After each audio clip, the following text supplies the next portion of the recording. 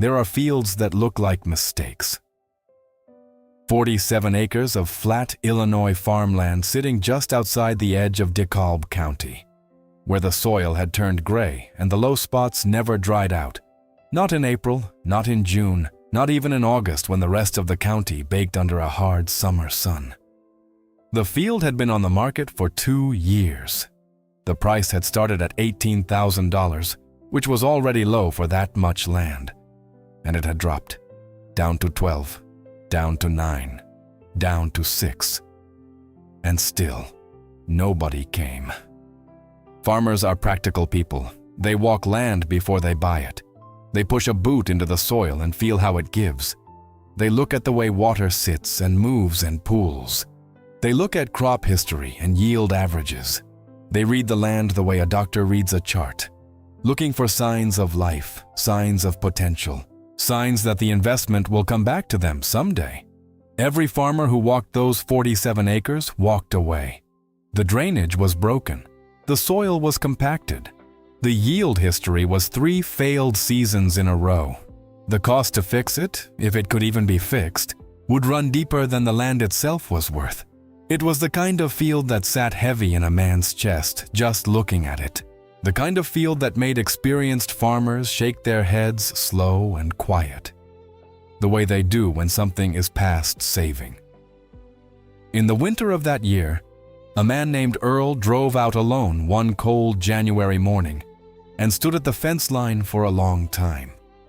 He was 61 years old. He had thick hands and a face that had seen 40 years of Illinois weather. He wore a canvas work coat that had been washed so many times the color had faded to something between brown and nothing. He stood at the fence and he didn't walk the field. Not yet. He just looked. He had been looking at this field in his mind for months before he ever came out here in person. Earl had grown up farming the same 600 acres his father had worked before him. He knew soil. He knew drainage. He knew the smell of wet clay and the particular sadness of a field that had given up.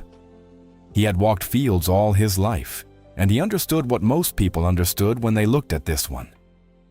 It was broken. But Earl had been reading things that most farmers didn't read.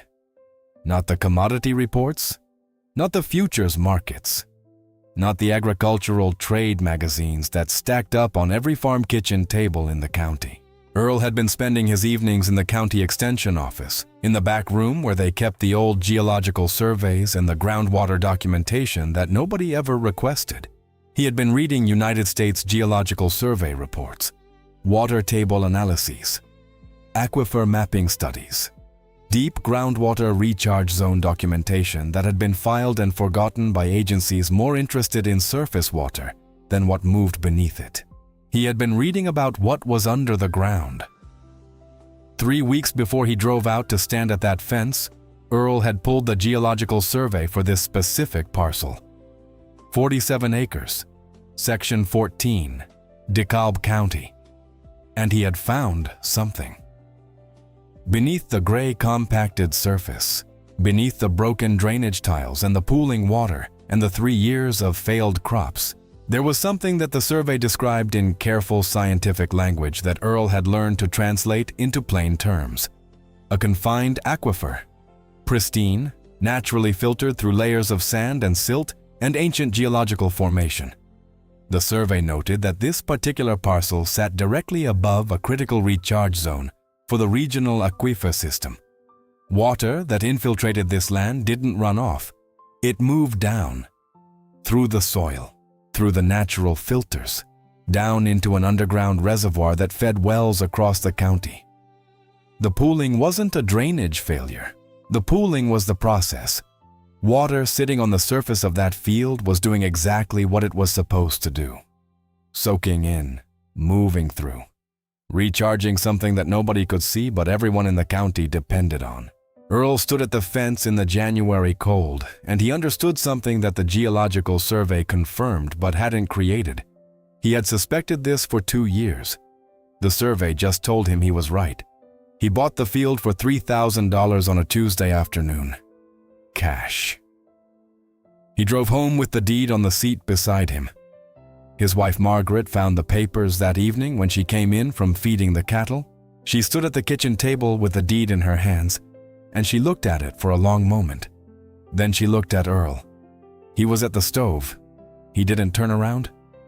She said, "Earl," he said. "Margaret," she said, "what is this?" It wasn't a question exactly. It was the sound a person makes when they're trying to decide whether to be worried or angry and haven't landed on either yet. Earl turned around. He poured 2 cups of coffee and set one in front of her and sat down across the table. He looked at his wife of 34 years, and he tried to find the words that would explain 5 years of evening reading and geological maps and a conviction that grew so slowly and so quietly that he had almost talked himself out of it a dozen times. He said, "That field isn't broken." Margaret waited. He said, "It looks broken. Every farmer in the county thinks it's broken. The man who owned it thinks it's broken. That's why I could buy 47 acres for $3,000. She said, "Earl, $3,000 is $3,000. He said, "I know." She said, "We don't have money to be spending on fields that don't produce." He said, "I know." She said, "Then tell me why."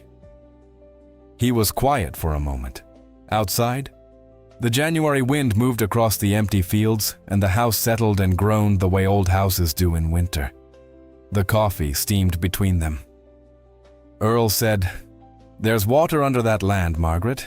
Not just ground moisture, a real aquifer. A good one, the kind that doesn't show up everywhere. And the way that field sits, the way it drains slow, the way water pools and soaks in instead of running off, that field is feeding it, recharging it. Every time it rains, that land is doing something that all the farmland around it can't do. It's putting clean water back underground." Margaret was quiet. He said, "Nobody sees it because it doesn't look like farming. It looks like a mess. But that mess is the point." She said, "What do you plan to do with it?" He said, "Manage it. Help it do what it's already doing. And wait," she said. "Wait for what?" He said, "Wait for the water to matter." She picked up her coffee. She looked at the deed. She set it back down. She didn't say anything else that night, but she didn't argue either. The morning Earl bought that field, the temperature was 11 degrees, the kind of cold that settles into the bones of the land and everything on it. He had driven out alone, not because Margaret didn't want to come, but because he hadn't told her yet. He needed to stand on that ground and be sure. Not sure the way a man is sure about a good deal. Sure the way a man is sure about something that goes deeper than transactions. He had been in the county extension library the night before, as he had been on 100 nights before that. But this time he had not been reading. He had been sitting with the surveys spread across the table, and he had simply been still, letting what he had learned settle into what he already knew. 5 years of reading had brought him to a place that wasn't exactly certainty, but was something close to it. A kind of readiness. The sense of a door that had been unlocked for a long time, waiting for someone to push it open. He pushed it open on a cold January Tuesday. He signed the papers in a county office where the heat barely worked, and a secretary offered him burnt coffee that he accepted out of courtesy and didn't drink. He drove home with the deed beside him and $3,000 gone from an account that could not comfortably afford to lose it. He didn't feel reckless. He felt, for the first time in years, like he was exactly where the evidence had been pointing him. Spring came slow that year. Earl didn't plant the field. His neighbors noticed immediately, the way neighbors in farming country always notice, because land not being planted in spring is as visible as a fire. You don't miss it. His neighbor to the north, a heavy-set man named Douglas, who had farmed the same ground his entire life, came over on a Saturday in early May. He stood at the fence that bordered Earl's 47 acres, and he looked at the field, and then he looked at Earl. He said, "You going to work that ground or just let it sit?" Earl said, "I'm managing it." Douglas said, managing it. Earl said, "The vegetation, the water infiltration. I'm working on restoring what the natural drainage system should look like." Douglas was quiet for a moment. He pushed his hat back on his head in the way men do when they're deciding whether to say what they're thinking. He said, "Bob, I've been farming this county 30 years. That field has been a problem for 30 years. You can't manage your way out of bad drainage and compacted soil. You need tile work, you need aeration, you need inputs. What you're talking about sounds like letting weeds grow." Earl said, "Some of it is, on purpose." Douglas looked at him. Earl said, "The wet areas. I'm going to put in native plants, sedges, wetland species, things that live in water and slow the runoff. The goal isn't to drain the field faster. The goal is to keep the water here longer." Douglas was genuinely confused. It showed on his face the way confusion shows on practical men, not as uncertainty but as a kind of steady disagreement, like he was waiting for the part that would make sense. He said, "That's not farming." Earl said, "No, it's not." Douglas shook his head. He looked at the field one more time. He went home. Earl went back to work. Through that spring and into summer, Earl hired a hydrogeologist from a firm in Champaign to conduct a proper infiltration study on the property. The hydrogeologist, a quiet, methodical man named Carver, who wore the same muddy boots every visit, spent 3 weeks drilling observation wells and taking soil samples and measuring permeability at different depths. Earl followed him through the field on every visit. He asked questions, and he listened to the answers with the careful attention of a man who had been preparing for this conversation for years. When Carver delivered his findings, they were sitting in Earl's kitchen at the same table where Earl had told Margaret about the deed. Carver opened a folder of data, and he walked Earl through the numbers. Infiltration rates, soil permeability profiles, groundwater depth measurements, seasonal aquifer fluctuation estimates. Then he said something that made Earl set down his coffee and look out the window for a long moment. Carver said, "Your instincts were right. This is a natural recharge zone of exceptional quality. The soil profile is acting as a biological filter. Contaminants present in shallow groundwater are being removed as water moves down through the layers. What enters the top of this field as surface water is entering the aquifer below as water significantly cleaner than what surrounds it." Earl said, "How much cleaner?" Carver said, "In some parameters, measurably purer than municipally treated water. The natural filtration happening beneath your feet is something that engineers spend millions of dollars trying to replicate artificially." Earl said, "And the aquifer recharge?" Carver said, "Significant. Measurable. Your management of this field, removing the artificial drainage that was interrupting the natural infiltration process, and establishing the wetland vegetation in the low zones. It's increasing the recharge rate by an estimated 30 to 40% compared to what this land would produce under conventional tile drainage management." Earl said, "Does anyone else know this?" Carver looked at him. "You're the first person who's asked me to study this parcel in the 40 years this data has been sitting in government files." The years that followed were quiet ones. Earl worked his primary farm. He tended his cattle. He maintained his regular operation the way he always had, with the steady, unhurried competence of a man who understood that farming is a long conversation, not a series of transactions. And every month, he drove out to the 47 acres, and he walked the monitoring wells, and he recorded the water table depths in a notebook he kept in his truck. The numbers moved slowly. Aquifer recharge doesn't announce itself. It accumulates in fractions of feet over months and seasons. But the pattern was clear to Earl. The water table beneath his field was holding. In dry spells when surrounding wells dropped, his monitoring wells showed less decline. The aquifer was being sustained. He shared the data with nobody. not because he was secretive, but because the data meant nothing to anyone who hadn't spent 5 years reading geological surveys. He could have walked into any farm meeting in the county and talked about aquifer recharge rates and infiltration coefficients, and the data would have sat in the room like furniture nobody recognized. So he kept the notebook, he kept the records, he kept working. His daughter Claire, who was studying environmental science at the University of Illinois, came home one autumn and asked to see the field.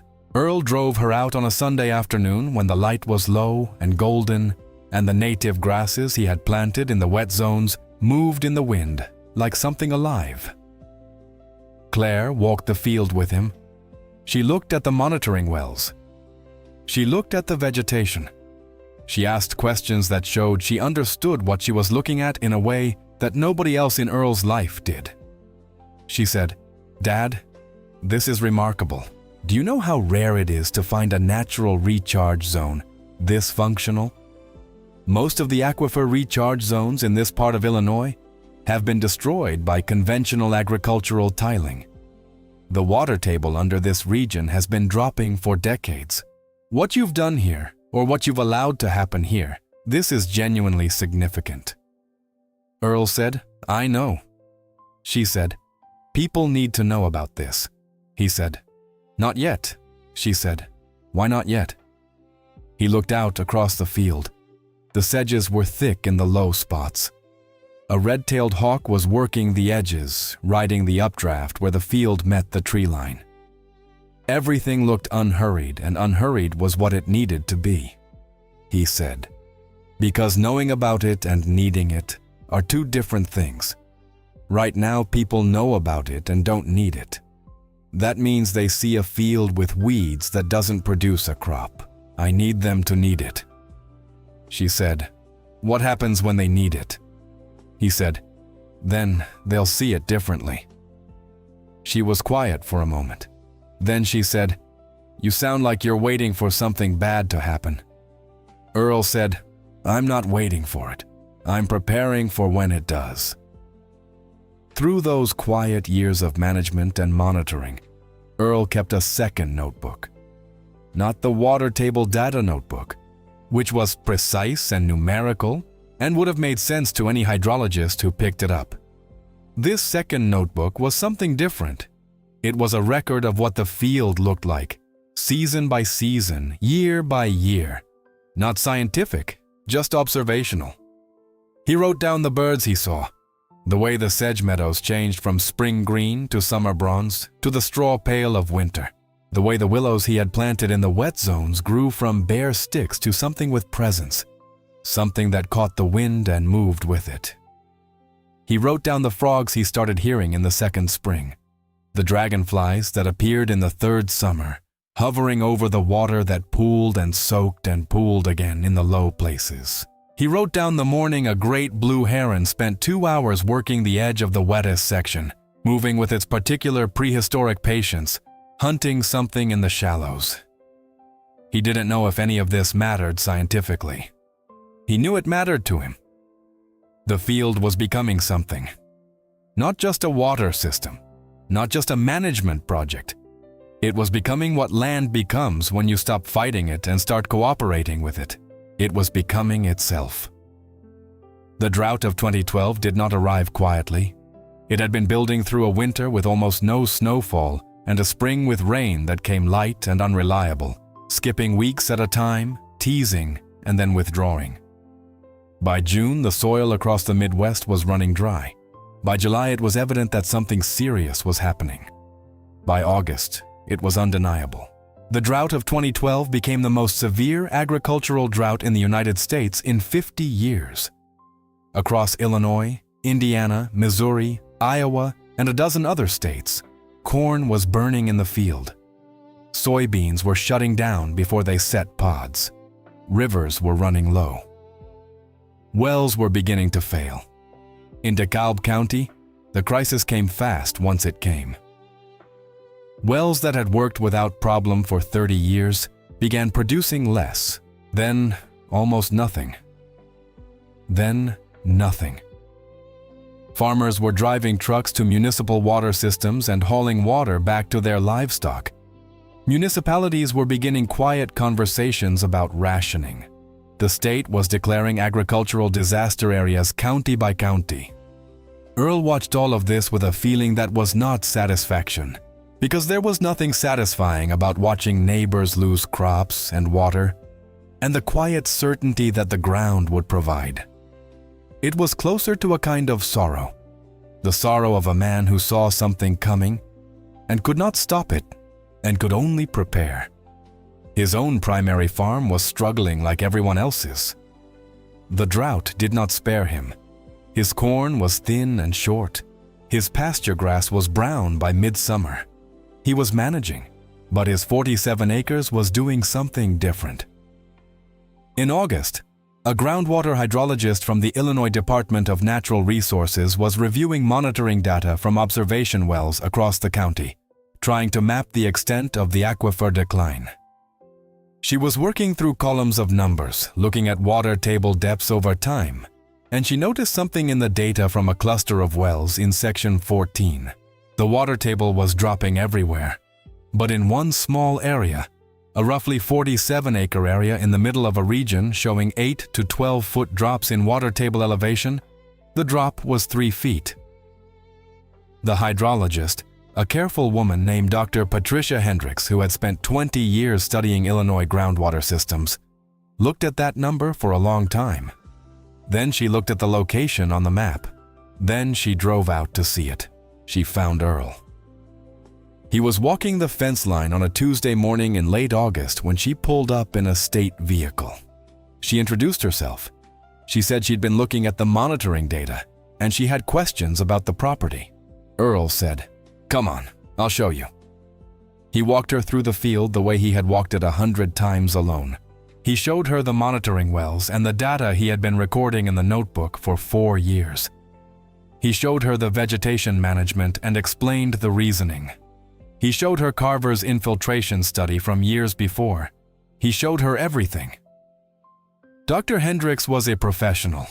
She did not react dramatically. But at one point she stopped in the middle of the field and she looked out across the landscape in all directions, and what she saw was a county in drought. Fields brown and stressed, the horizon carrying the particular stillness of land that is thirsty and running out of patience. And beneath her feet, the aquifer was being recharged. She said, "Mr. Earl, how long have you been managing this land this way?" He said, 4 years of active management. I've owned it for 4 years." She said, "And before that?" He said, "I read the geological surveys. The recharge capacity was always there.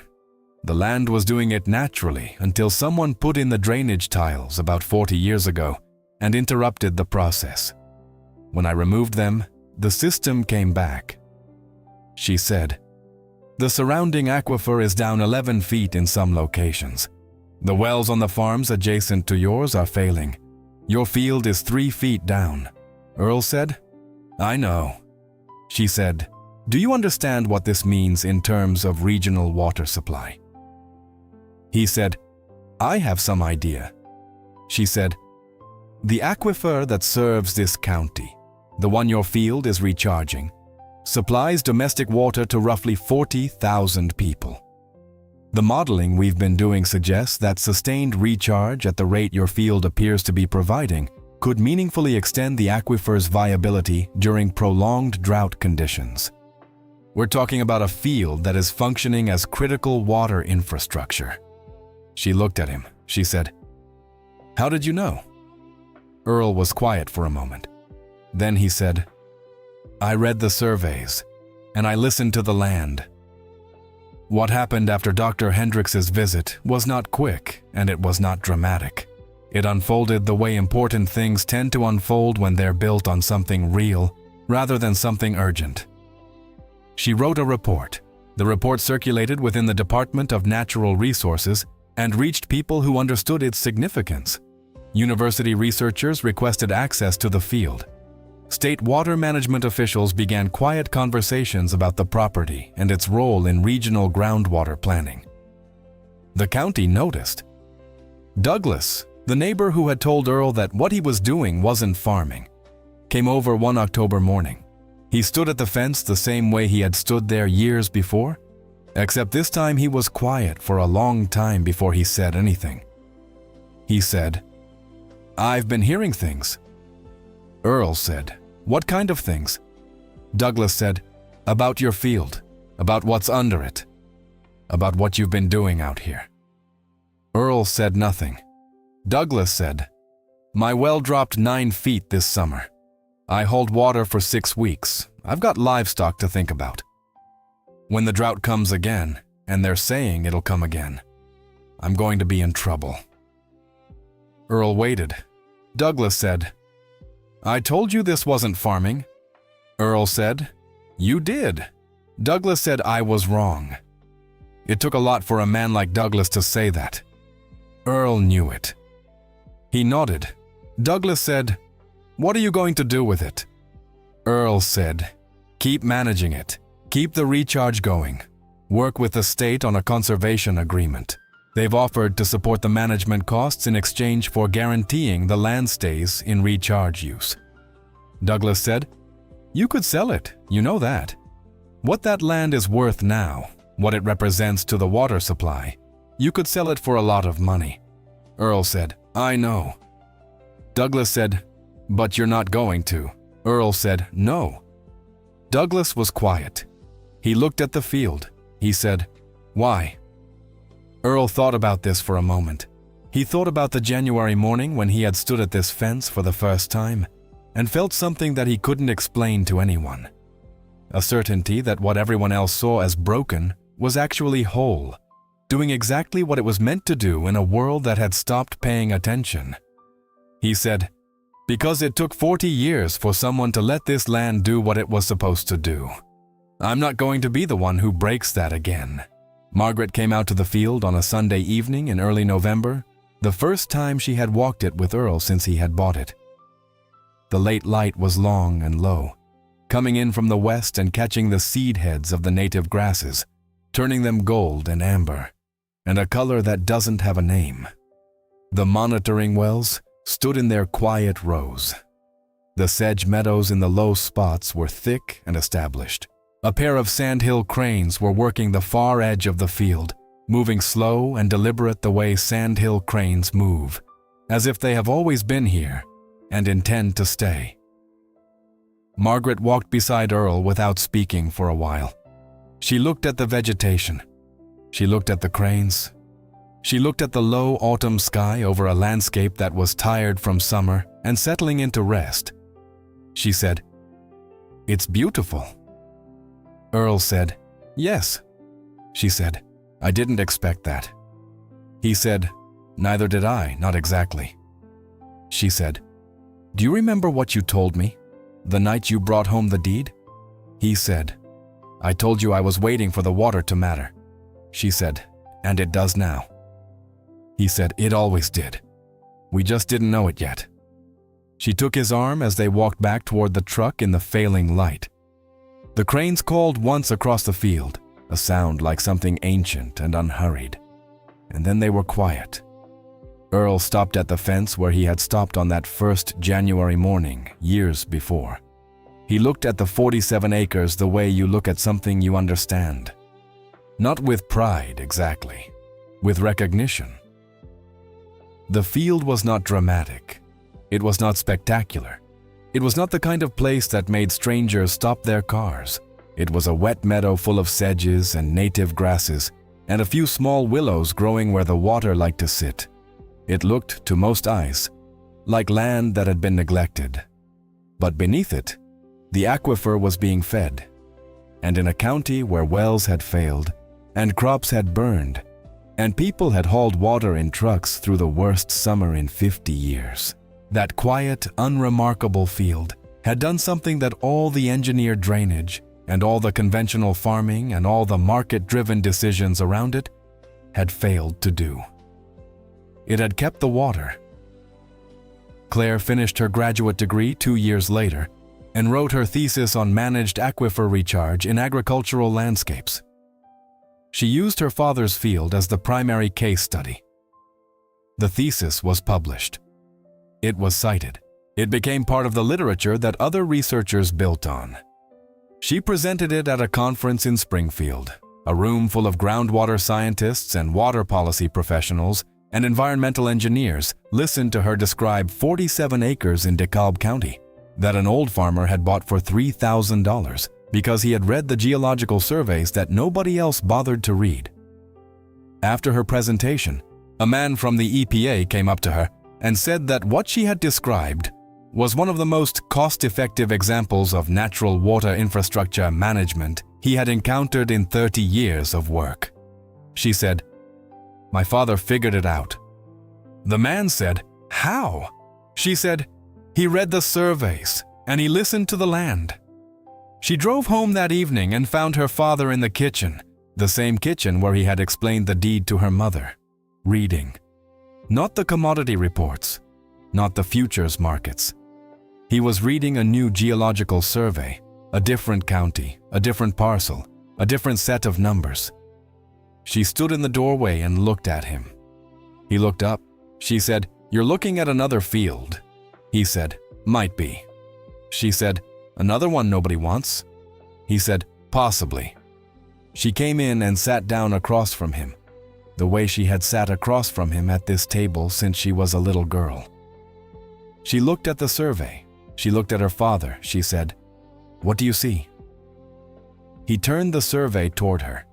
He pointed to a section of the map, a notation in the hydrological data, a number in a column that most people would have passed over without registering. He said, "I see something the market missed." Gee. She looked at the map for a long time. She said, "Show me how to read it." He slid the survey across the table. Outside, the November wind moved across the fields. The last of the harvest was in. The ground was settling toward winter, toward rest, toward the long, slow work of cold and quiet that prepares the land for what comes next. Earl began to explain, there is a kind of knowledge that doesn't announce itself. It doesn't come with credentials or certificates.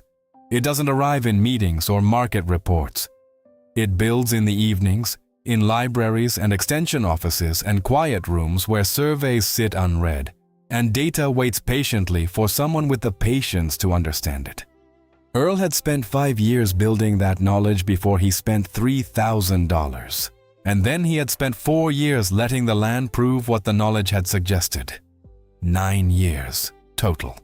Between the first survey he ever read and the morning Dr. Hendricks stood in his field and said the word extraordinary. 9 years is a long time to believe something that nobody else believes. But water doesn't argue. Water doesn't try to convince you. Water just moves, slow and certain, through the soil and the rock and the ancient geological formations, doing exactly what it has always done, following gravity and chemistry and the long, patient logic of the earth. Earl had simply paid attention. The 47 acres that Frank Hutchins sold for $3,000 because he was finished with it became, in the official water resource documentation of the state of Illinois, a critical aquifer recharge zone of regional significance. It appeared in university research. It appeared in state water management planning documents. It appeared in the thesis that Earl's daughter wrote and published, and that other researchers cited when they wrote about the future of water in the American Midwest. It did not appear in the commodity crop reports. It did not appear in the futures markets. It did not appear in any of the places where farmers traditionally looked for value. The value had always been there, underground, patient, waiting for someone to stop looking at what the land produced and start looking at what the land was. Earl understood something that the market doesn't teach, and the trade magazines don't print, and the futures reports never mention. The most valuable things are often the ones that look worthless until the moment you cannot live without them. Water had always been that thing, and the land that held it, the land that fed it, the land that quietly kept the aquifer alive through drought and season, and the long difficult years when everyone around it was watching their wells go dry. That land had been worth far more than $3,000 from the first morning Earl stood at the fence and looked at what everybody else had walked away from. He had just needed the patience to let the truth beneath it emerge. And it had. The way truth always does. Slowly. Quietly. Without announcement. Rising up from underneath, the way water rises toward the surface, toward the light, toward the place where it can finally be seen by everyone who had been too busy looking elsewhere to notice it was always there.